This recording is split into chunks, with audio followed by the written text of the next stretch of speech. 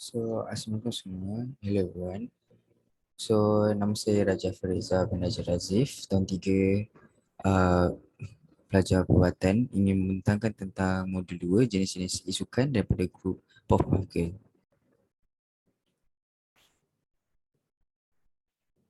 So, jenis-jenis sukan pertama adalah multiplayer online battle arena atau dikenal sebagai MOBA. So, permainan moden saja ini di mana ada dua pasukan pemain bersaing antara satu sama lain dan di medan perang yang telah ditetapkan. So, jenis pemain video ini adalah dalam talian berbilang pemain ini akan berasal daripada pelbagai subgenre strategi pada masa yang nyata. Walaupun pemain MOBA ni biasanya tak bina bangunan ataupun unit. Ha. So setiap pemain dia ada peranan masing-masing lah berdasarkan karakter yang dipilih. Contohnya seperti Dota 2. Seterusnya kita ada real time strategy RTS. So dalam permainan RTS ni dia adalah pemain strategi masa yang nyata.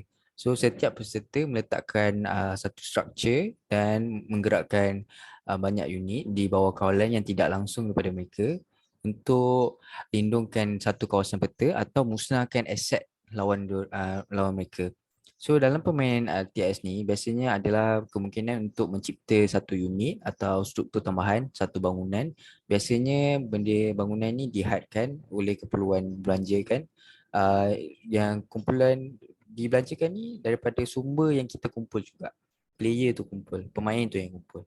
So sumber ini diperolehi dengan mengawal titik khas pada peta macam pokok ataupun macam gua yang penuh dengan emas. So benda-benda ni adalah menjadi satu artilah titik khas pada peta untuk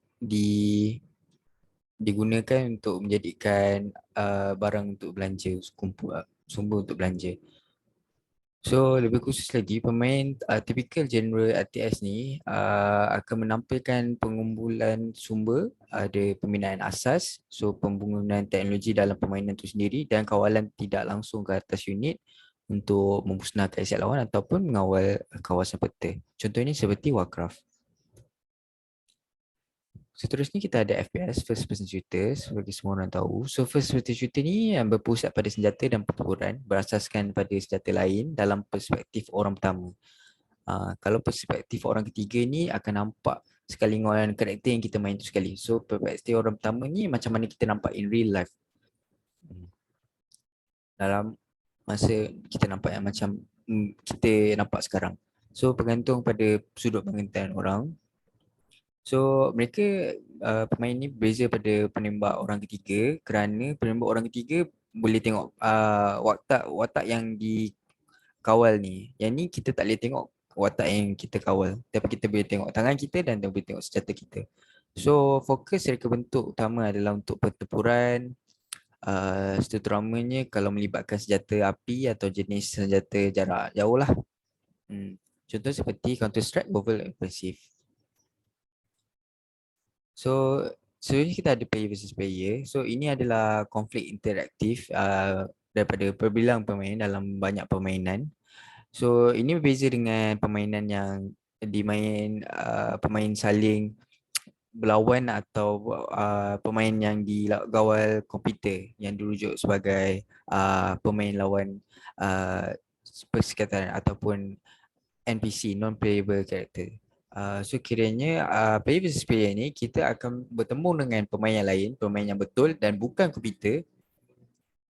Selalunya dia mempunyai sistem ranking. So kiranya kita memang berlawan atau bersaing untuk satu tempat dengan orang yang betul, bukan dengan orang komputer yang dikawal komputer ataupun artificial intelligence komputer itu sendiri. So PvP ni boleh digunakan secara meluas untuk menerangkan sebarang permainan lah atau aspek permainan di mana pemain bersaing antara satu sama lain untuk satu matlamat. So PvP sedang mencari kontroversi apabila digunakan dalam permainan main peranan. So dalam kebanyakan kes terdapat perbezaan besar dalam kebolehan antara pemain berpengalaman dengan pemula. So PvP malah boleh menggalakkan pemain berpengalaman untuk segera menyerang dan membunuh pemain yang tidak berpengalaman. So contohnya seperti Clash Royale. Itu saja. Terima kasih.